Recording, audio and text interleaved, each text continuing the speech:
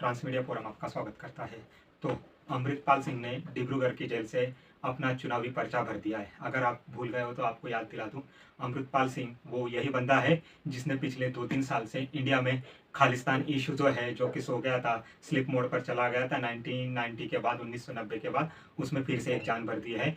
अमृतपाल सिंह जो है वो दुबई से अपना लॉजिस्टिक का, अपना ट्रक का बिजनेस छोड़ के 2021-22 में इंडिया में रिटर्न आता है और वो जो है दीप सिंह का वारिस पंजाब दे, ये जो संगठन है, उसको कैप्चर कर लेता है, उसका मुखिया बन जाता है। उसके बाद उसका पूरा के पूरा मेक ओवर किया जाता है, उसको ट्रांसपेरेंट किया जाता है पाकिस्तान की खुफिया एजेंसी ISI द्वारा। उसके बाद वो खालिस्तान का ये जो पूरा जो इशू है उसको हाईजैक कर लेता है और गांव गांव घूम के, पिंड पिंड घूम के, पंजाब के भिंडरवाला की फोटो छाती पर लगा के लोगों की सिंपैथाइज मांगता है, लोगों को अपनी तरफ अट्रैक्ट करने लग जाता है और पंजाब के लोगों को रेडिकलाइज करना, कट्टर बनाना चालू कर देता है। उसके बाद वो फरवरी 2023 में अजनाला का इंसिडेंट करता है, जो आपको याद होगा, जहां पर अमृतपाल के दोस्त को, तूफान सिंह नाम के एक दोस्त को, लवलीत प्रीत जो जिसका नाम था, उसको अजनाला पुलिस उठा लाती है और उसको छुड़ाने के लिए अमृतपाल अपने हजारों सपोर्टर्स के साथ अजनाला पुलिस स्टेशन का घेराव कर लेता है और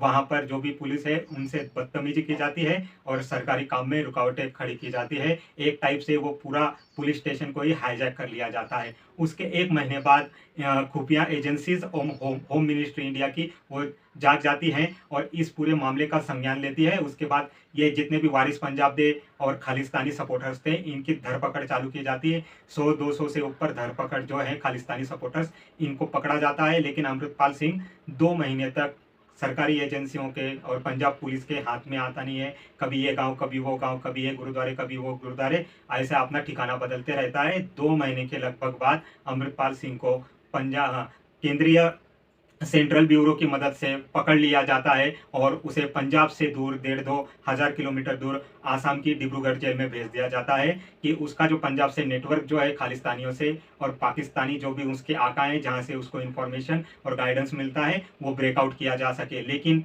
ये जो अमृतपाल है, आसाम की डिब्रूगढ़ जेल में भी एक छोटा सा अपना नेटवर्क बना लेता है और वहां से ये ऑपरेट करता रहता है। अभी रिसेंटली न्यूज आई है कि अमृतपाल सिंह पंजाब की खडूर साहिब इस लोकसभा सीट से लड़ने वाला है, जिसके लिए उसको चुनाव चिन्ह भी मिल गया है, माइक। ये जो चुनाव चिन्ह है उसको मिल गया है। पंजाब की 13 लोकसभा सीटों पर 1 जून को मतदान होने वाला है।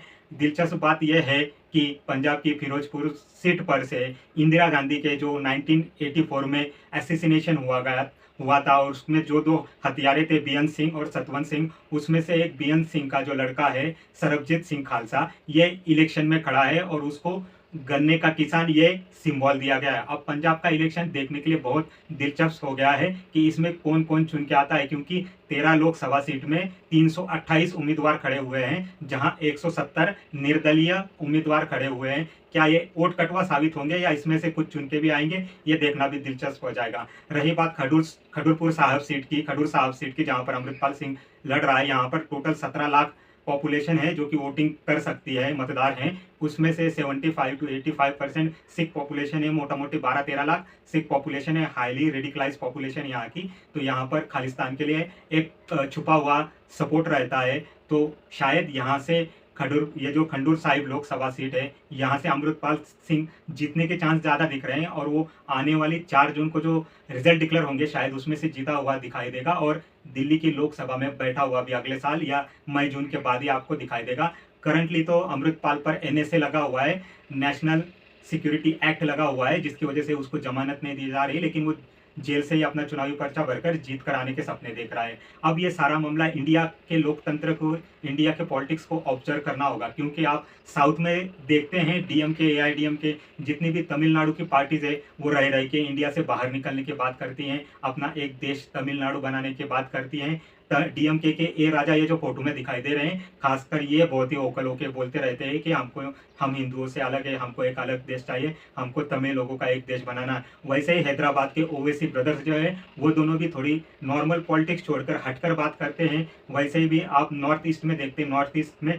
आसाम से लेके नागालैंड हुआ, त्रिपुरा या मिजोरम हुआ, वहाँ पर जितने छोटे मोटे ग्रुप है, वो इंडिया से अलग होने की, इंडिया से ब्रेक करके दूसरा देश बनाने की या कुछ दूसरा अपना चूल्हा जलाने की बात करते हैं। वैसे ही सेम जम्मू कश्मीर में भी जो पीडीपी है या महबूबा मुफ्ती है या फारूक अब्दुल्ला है, सेम इसी लाइन की थेरी रिपीट करते हैं। और पंजाब के भी 2-4% जो पॉलिटिशियंस है सेम थेरी फॉलो कर रहे हैं। तो ये जो सारा माजरा चल रहा है इंडिया को, अब ये जो लोकतंत्र में आने वाले हैं, ये अमृत सिंह हुआ या बाहर के जितने भी खालिस्तानी कनाडा पंजाब में बैठे हैं जो इंडिया के पॉलिटिक्स में घुसकर सेंधमारी करना चाहते हैं, इंडिया को इससे थोड़ा सावधान होने की जरूरत है और इनको एक चांस देने की जरूरत है ताकि ये पॉलिटिक्स में आकर के अपना जो आइडियोलॉजी है लोगों को समझा पाए और ये फ्यूचर में क्या कर सकते हैं ये भी लोगों को समझा पाए। लोग इनको अगर बिलीव करते हैं, इनकी अगर वो विश्वास करते हैं तो इनको 1 बार 2 बार चुन के देंगे। अगर इनसे कुछ होता नहीं तो लोग अपने आप समझ जाएंगे और इनको पब्लिक नकार देगी। जानने के लिए इस पर फर्दर क्या डेवलपमेंट होती है मैं आपको और भी बताते रहूंगा, लेकिन जाते जाते आपको बता दूं, परसों जो ईरान के राष्ट्रपति इब्राहिम रईसी का हेलीकॉप्टर क्रैश हो गया था, जिसमें इब्राहिम रईसी के साथ साथ ईरान के फॉरेन मिनिस्टर और 14-15 जो उनके सिक्योरिटी गार्ड थे वो भी मारे गए थे। अब उसमें डिफरेंट थ्योरी सामने आ रही है। कोई कह रहा है कि मोसाद ने ये ऑपरेशन किया है, कोई कह रहा है कि अमेरिका ने ये ऑपरेशन को अंजाम दिया है, लेकिन इजराइल और अमेरिका के तरफ से एकदम इस मामले में चुप्पी साधी गई है, कुछ रिप्लाई आया नहीं है, ना ही इस रिपोर्ट को डिनाई कर दिया गया है कि उनका इस साजिश में या इस एक्सीडेंट में कोई हाथ है। अब डोमेस्टिक में भी उसमें प्रॉब्लम आ रहा है। कोई लोग कह रहे हैं कि अली खेमेनी जो ईरान के सुप्रीम लीडर है उनके लिए बेटे ने ही रईसी को अपने रास्ते से हटाया है, क्योंकि रईसी जो है अली खेमेनी के सक्सेसर हो सकते थे। अली खेमेनी के बाद वो ईरान के सबसे बड़े सुप्रीम लीडर बन सकते थे। फिलहाल इब्राहिम रईसी नंबर 2 के पोजीशन पर थे और नंबर 1 जो सुप्रीम पोजीशन है ईरान की उस पर अली खेमेनी बैठे हुए हैं। अली खेमेनी का जो लड़का है वो उस सीट पर जाना चाहता है, पोजीशन पर जाना चाहता है और उसके लिए सबसे बड़ी अड़चन इब्राहिम रईसी थी। तो उसकी मदद से क्या मोसाद ने ये ऑपरेशन को अंजाम दिया है, ये सारा एंगल अभी टटोला जा रहा है। इसमें से क्या पॉसिबिलिटी बाहर निकलती है ये आने वाला वक्त ही हमको बताएगा। हमको जैसे जानकारी मिलती है आपके साथ शेयर करते हैं। मेरा चैनल ट्रांसमीडिया फोरम आप लाइक एंड सब्सक्राइब कर दीजिए। Thank you very much.